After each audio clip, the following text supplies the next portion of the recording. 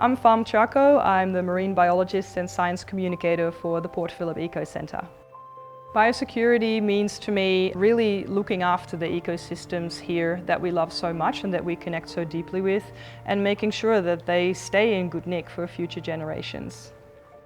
You want to go to a beautiful, thriving ecosystem with your friends and your family and spend time there.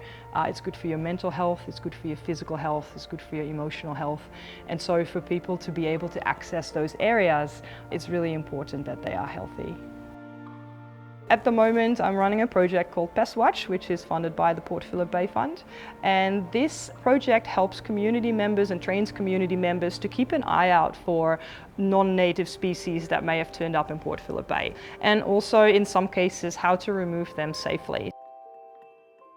Biosecurity plays a huge role because when we are getting pest species in from other places on the planet and they come and take up residence in, for example, a sensitive ecosystem like Port Phillip Bay, what happens is that they can take over the native species and push them out or compete with them for resources like food and space.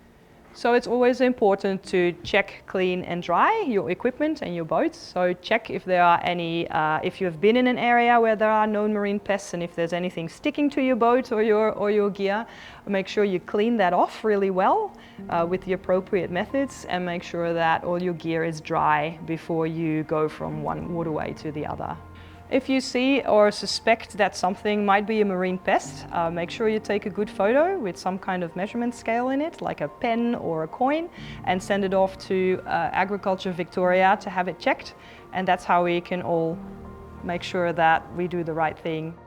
So for me, the most important thing about doing really good biosecurity practices as a community member and a professional is that we really preserve the unique, very, very beautiful ecosystems that we have here for future generations.